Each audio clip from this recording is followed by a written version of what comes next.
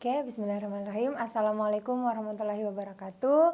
Dan selamat datang kembali adik-adik sekalian bersama Kak Meutiana Risya dalam program Smart School Generasi Smart Berkarakter Cerdas Ki.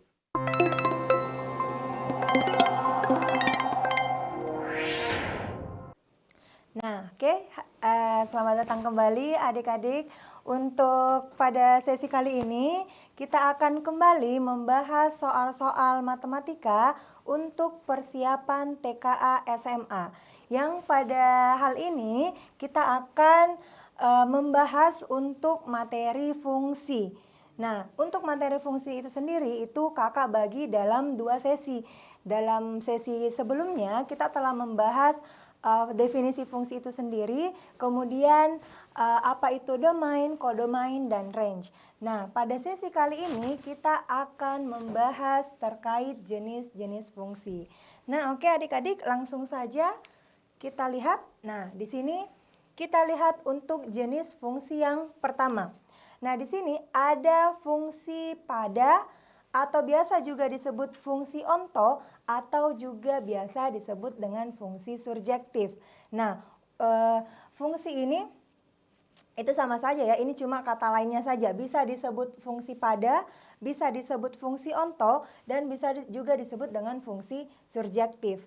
Nah, apa itu fungsi surjektif? Fungsi ini, fungsi f dari A ke B dikatakan sebagai fungsi surjektif jika range fungsinya itu sama dengan kodomainnya. Nah, di pertemuan sebelumnya kita telah membahas apa itu kodomain dan apa itu range.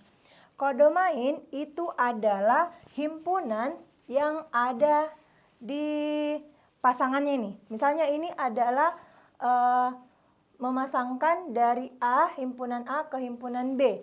Maka anggota yang ada di himpunan B itulah yang disebut sebagai kodomain. Nah, kemudian kalau range itu adalah elemen di kodomain yang mempunyai pasangan dari domain. Nah, kita lihat di sini, kita lihat kodomainnya itu terdiri dari anggota A, B, dan C.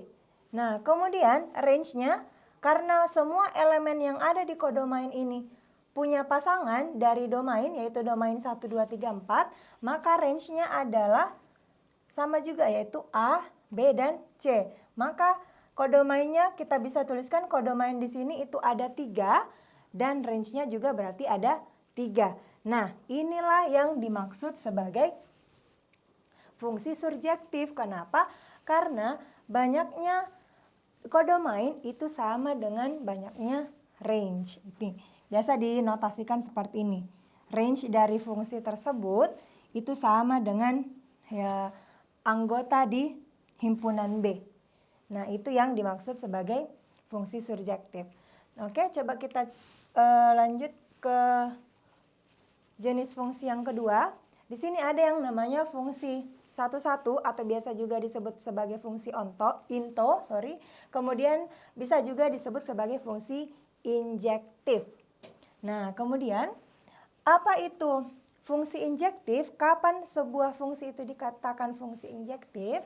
Kalau kita lihat di sini, jika untuk Y elemen B, ini dibaca Y elemen B, itu paling banyak ada satu nilai X sehingga Fx itu sama dengan Y. Jadi artinya di sini paling banyak ada 1. Nah, jadi untuk setiap elemen di B, ini B itu berarti anggota di kodomain ini. Nah, untuk setiap anggota yang ada di kodomain itu, maka paling banyak ada 1 nilai X. Maksudnya adalah cuma 1 pasangannya dari domain. Nah, kita lihat di sini yang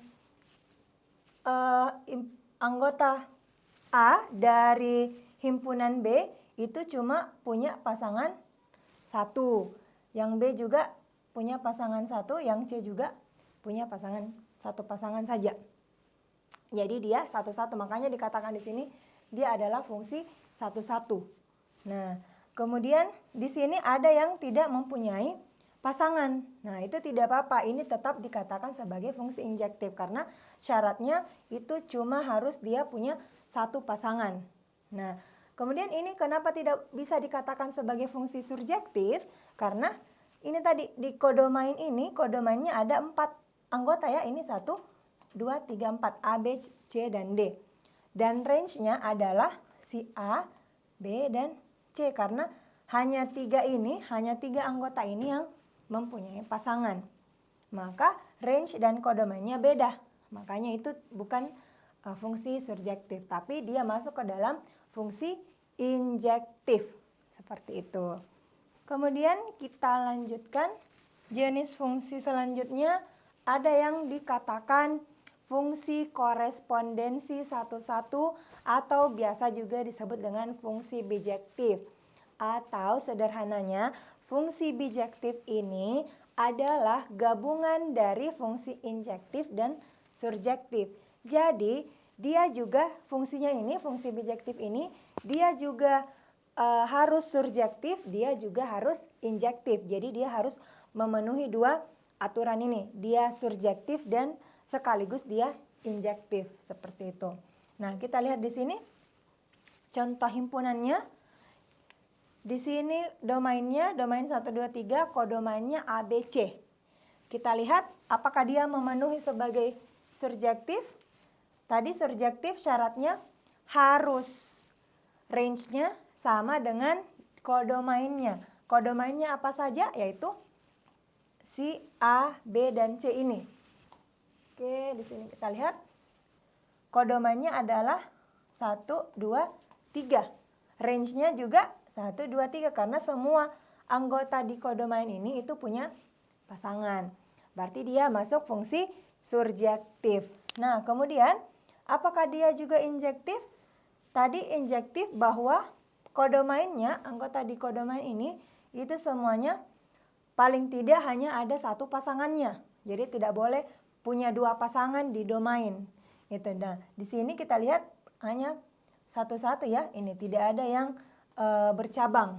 Nah, artinya dia adalah fungsi injektif. Nah, karena dia memenuhi 2 syarat tersebut, dia surjektif sekaligus dia injektif, maka dia adalah fungsi, bisa dikatakan sebagai fungsi bijektif atau korespondensi satu-satu. Seperti itu. Oke, kita lanjut. Masih ada untuk jenis fungsi yang lainnya.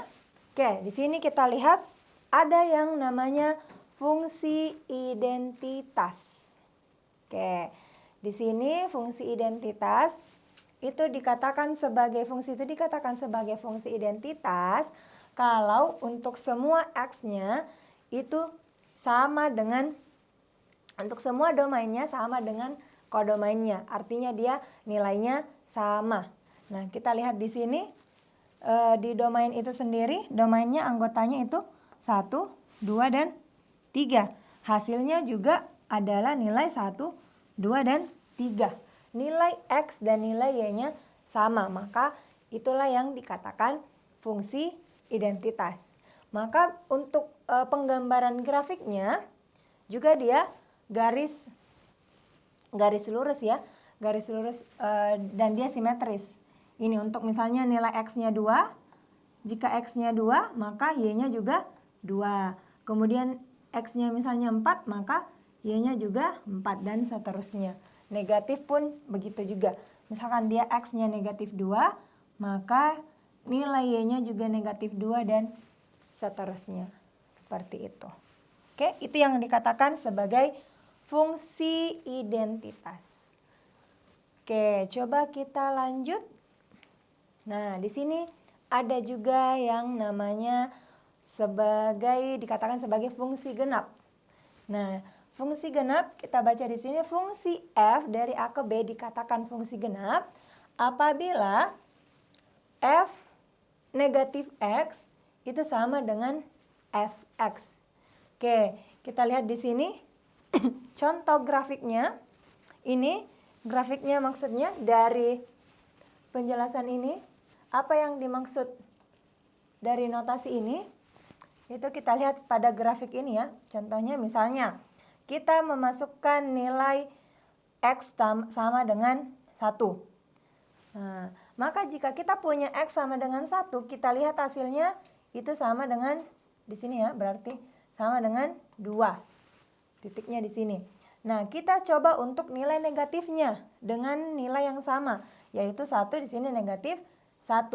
Kita lihat hasilnya itu adalah juga 2. Nah, jadi dia tetap 2. Kita coba misalnya X-nya sama dengan ini 1,5 misalnya, berarti dia sekitaran sini ya. Maka nilai Y-nya itu sekitaran sini, dia sama dengan negatif 1. Kalau X-nya sama dengan negatif 0,5, maka Y-nya itu juga negatif 1.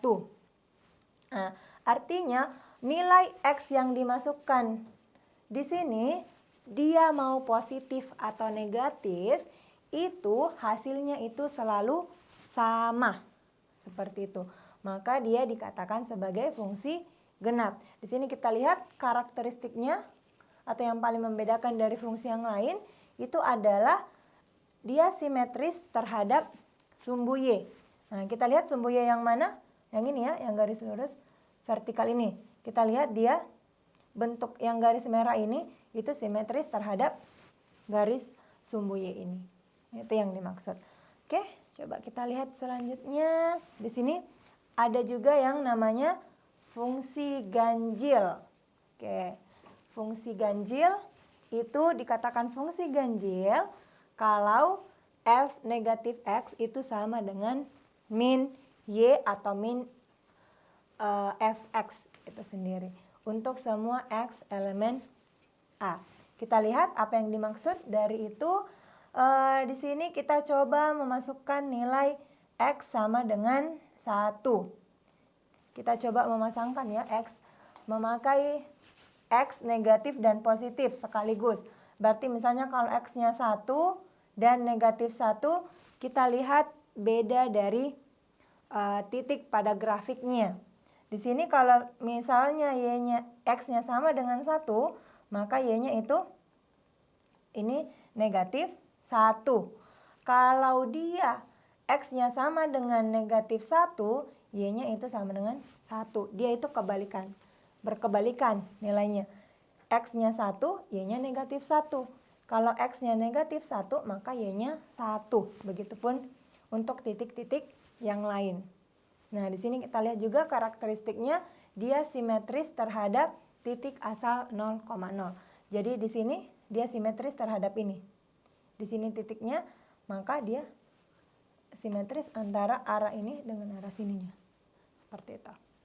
Oke, itu yang dimaksud dengan fungsi ganjil. Oke, sekarang kita coba masuk ke pembahasan soal-soalnya.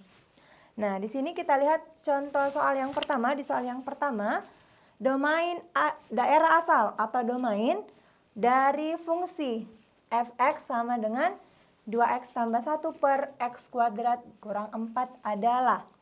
Nah, di sini yang ditanyakan adalah domain. Oke ya. Domain atau daerah asal. Nah, artinya nilai x apa saja yang dimasukkan ke dalam fungsi ini yang menghasilkan suatu nilai tertentu. Di sini kita lihat bentuk fungsinya itu adalah bentuk pecahan seperti ini ya. Artinya dia berbentuk A per B. Nah, ingat lagi adik-adik, kalau kita mempunyai nilai yang berbentuk A per B, kita berarti punya batas untuk nilai-nilai tertentu ya. Artinya ini kan nilai yang harus dihasilkan oleh A per B ini kan tidak boleh penyebutnya itu 0. Kenapa tidak boleh B-nya 0 atau penyebutnya 0? Karena itu akan menghasilkan bentuk yang namanya bentuk tak tentu atau tidak terdefinisi. Jadi di sini kita harus menghindari pecahan dengan bentuk penyebutnya itu sama dengan 0 karena nilainya itu tidak terdefinisi. Jadi kalau kita mempunyai fungsi dengan bentuk pecahan seperti ini, artinya untuk nilai yang dihasilkan di bawah sini itu harus kita batasi supaya kita tidak menghasilkan 0 untuk penyebut di sini. Kita harus membatasi nilai X apa saja yang kita bisa masukkan ke sini yang tidak menghasilkan, sehingga kita tidak menghasilkan 0 untuk penyebut di bawah sini. Nah, misalkan kita kasih contoh X-nya kita mau pakai 2, misalnya X-nya sama dengan 2. Oh, oke, kita masukkan ke fungsi ini. Maka ini kan bisa kita tulis F2 sama dengan 2 kali 2 tambah 1 per 2 kuadrat dikurang 4. Nah, kita lihat penyebutnya di sini. Ini kan sama dengan 2 kali 2, 2 pangkat 2 itu 4 kurang 4. Maka ini itu menghasilkan bentuk penyebut 0. Maka inilah yang kita harus hindari. Oleh karena itu, X yang kita masukkan di sini itu tidak boleh sama dengan 2.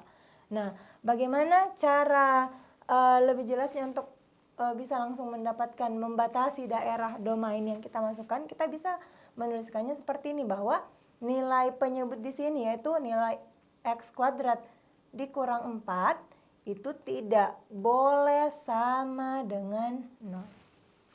Jadi kita bisa menuliskan persamaannya, bentuk matematikanya, model matematikanya seperti ini. Nah, maka dengan cara aljabar, operasi aljabar biasanya, maka ini sama-sama kita.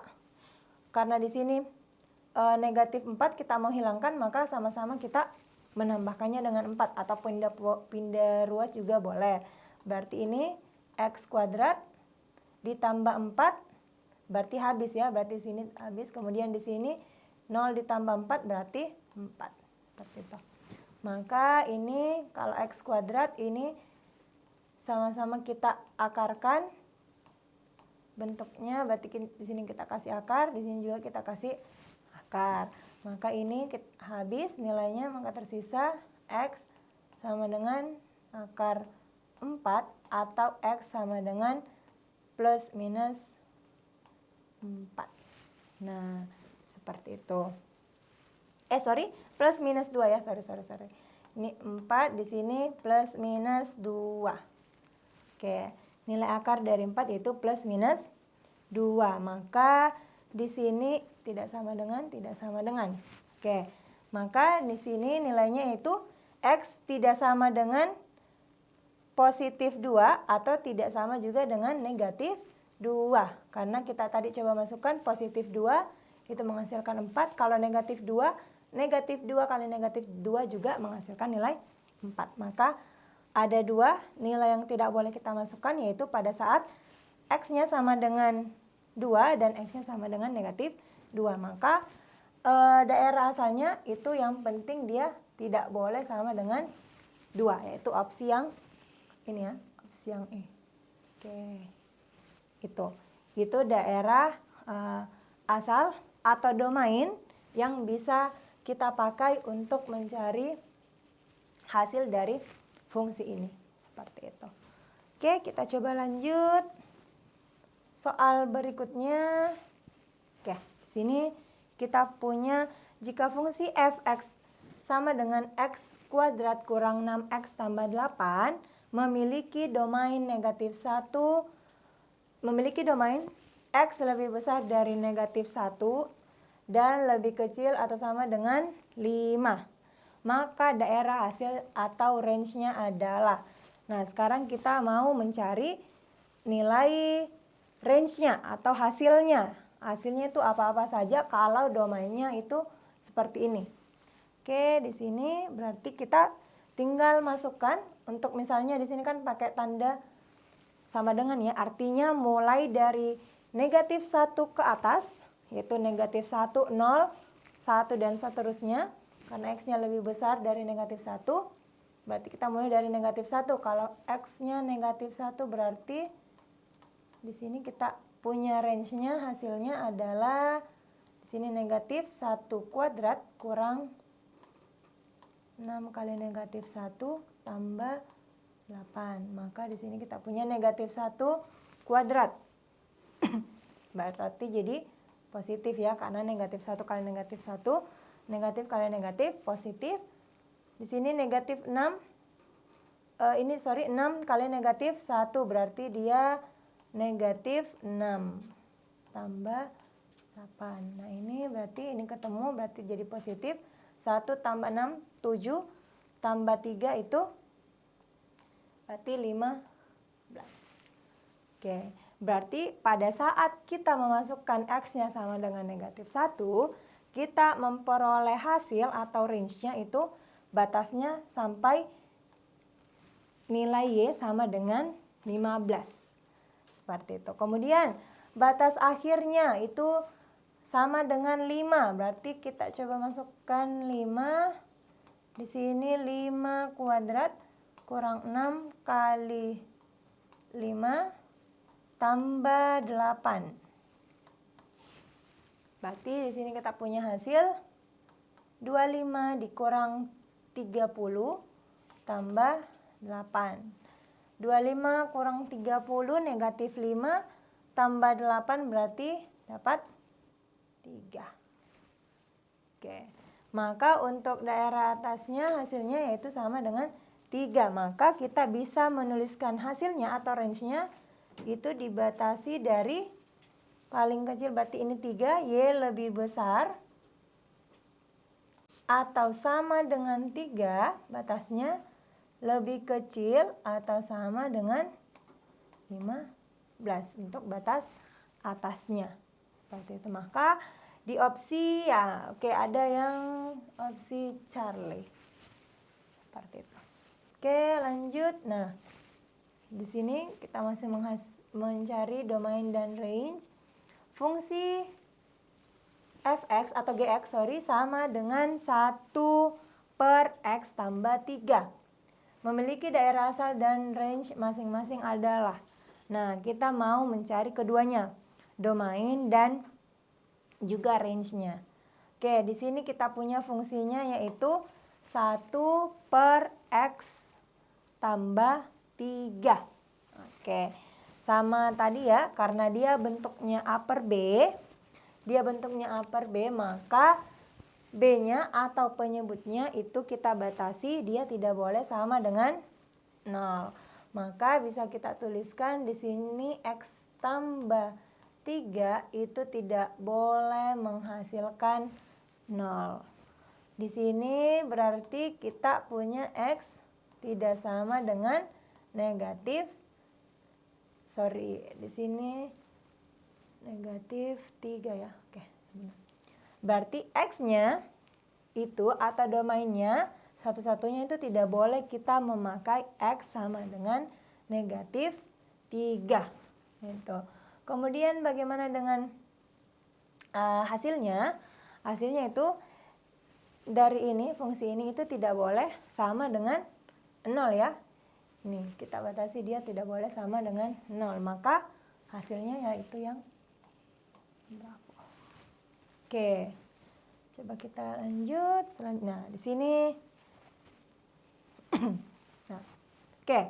Diagram panah fungsi dari himpunan A ke himpunan B di bawah ini yang menunjukkan fungsi surjektif. Oke. Tadi kita sudah bahas apa itu fungsi surjektif. Jadi kita mau cari tahu mana dari diagram panah di bawah ini yang merupakan fungsi surjektif. Oke, kita ingat lagi apa itu fungsi surjektif.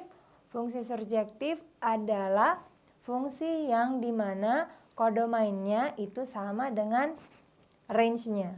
Oke, jadi kita lihat di sini, kita cek satu-satu di opsi A. Kodomainnya ada yang tidak punya pasangan. Kita tandai kalau dia ada tidak punya pasangan, berarti sudah pasti dia itu kodomainnya tidak sama dengan range-nya, karena kodomainnya ada 5 sedangkan range-nya hanya ada 4. Maka kita lihat juga di sini juga ada tidak punya pasangan, ini juga. Maka opsi yang betul adalah yang paling tepat adalah yang E. Oke, seperti itu. Kemudian coba kita lanjutkan selanjutnya. Nah, di sini kita punya fungsi f, r ke r. R ke r di sini adalah r itu bilangan real. Artinya semua nilai bilangan yang ada pada garis bilangan. Mau dia desimal, pecahan, dan segalanya itu merupakan bentuk bilangan real. Kemudian di bawah fungsi f, r ke r, artinya x itu yang kita masukkan adalah bilangan real. Hasilnya juga itu adalah bilangan real, semua yang ada pada garis bilangan. Kita coba tunjukkan garisnya, misalnya ini saya punya garis bilangannya, ini berarti hasilnya y, ini x-nya. Maka nilai yang ada di sini itu semuanya adalah bilangan real. Ini ya, semua yang nilai yang ada pada garis itulah yang dimaksud dengan bilangan real. Nah, maka di bawah ini yang merupakan contoh dari fungsi bijektif. Oke, di sini yang mana yang merupakan fungsi bijektif? Tadi fungsi bijektif itu adalah fungsi yang dimana dia merupakan fungsi surjektif sekaligus dia fungsi injektif. Oke, kita coba cek satu-satu di opsi A. Nih, kita punya fungsinya akar 2x kurang 2. Nah, kita punya bentuk akar di sini. Di sini kita ingat lagi, kalau bentuknya akar, dia sama dengan fungsi kalau bentuknya pecahan ya, dia juga punya aturan tersendiri. Kalau dia bentuknya akar, yang harus kita hindari adalah nilai di bawah akar yang negatif. Oke, jadi nilai yang ada di bawah akar ini itu tidak boleh nilainya negatif. Maka batasannya itu harus lebih besar dari 0.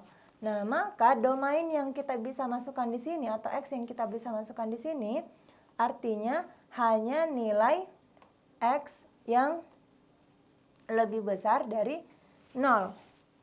Nah, karena dia sudah punya batasan tersendiri, artinya kan nilai x-nya itu hanya boleh nilai x yang berada di sini, di sisi positif ini. Nah, seperti itu. Maka untuk yang x-nya negatif di sini coba kita selesaikan. Di sini berarti 2x lebih besar dari 2, x lebih besar dari 1. Seperti itu. Jadi nilai coba kita masukkan x-nya 1, berarti 2 kali 1 2 kurang 1 2 itu sama dengan 0. Itu batasnya ya. Itu batas sebelum dia ke negatif. Itu kita mulai dari 0 ke atas. Maka kita bisa mulai x-nya, domainnya itu yang lebih besar dari 1. Ya, berarti yang kita bisa masukkan yaitu pada saat misalnya di sini 1, berarti hanya ini ke sana. Berarti untuk nilai x ke kiri itu tidak memenuhi. Artinya semua ada, artinya ini ada domain, ada kodomain di bilangan real. Tadi ini kan sebagai domain, ini berarti kodomainnya. Nah, artinya ada nilai kodomain yang bukan merupakan hasil atau bukan merupakan range. Maka itu tidak memenuhi dia sebagai fungsi surjektif. Karena surjektif tadi harus kodomainnya sama dengan range-nya. Jadi yang pertama ini tuh sorry. Di sini itu bukan dia sebagai fungsi bijektif. Karena ada nilai dari domain itu yang tidak masuk sebagai hasil. Berarti hasilnya itu begini bentuknya sekitar ini. Berarti ada hasil yang atau domain yang bukan range, yang berbeda dengan range-nya. Oke, berarti kalau bentuk akar yang opsi kedua ini itu juga sama karena dia juga ada batasan tertentu. Maka ini juga bukan. Nah, kemudian kita lihat untuk ini 2x kurang 3. 2x kurang 3, nilai berapapun yang kita masukkan, ini kan bentuk garis lurus ya. Nilai apapun yang kita masukkan untuk domainnya itu bebas ya, bisa membentuk garis lurus seperti ini. Berarti dia nanti hasilnya kita seperti ini. Maksudnya adalah nilai y-nya itu selalu punya pasangan atau kodomainnya semua ada pasangannya, ada hasilnya. Seperti itu. Maka kalau bentuk dia garis lurus, itu artinya untuk dia memenuhi ini ya, dia bilangan real untuk domainnya semua punya pasangan dari di bilangan real juga ini. Nah, maka yang paling tepat itu adalah yang Charlie. Kenapa yang delta dan E tidak? Karena dia bentuk fungsi kuadrat. Ingat, kalau fungsi kuadrat, maka dia fungsinya bentuknya dia ke atas atau ke bawah. Maka ada hasil yang tidak termasuk dari nilai Y itu. Oke, jadi itu saja mungkin untuk pembahasan kita kali ini. Kita cukupkan sampai soal nomor 5. Jadi kita lanjutkan di pertemuan selanjutnya. Kurang lebihnya mohon dimaafkan. Wabillahi taufik wal hidayah. Wassalamualaikum warahmatullahi wabarakatuh dan sampai jumpa.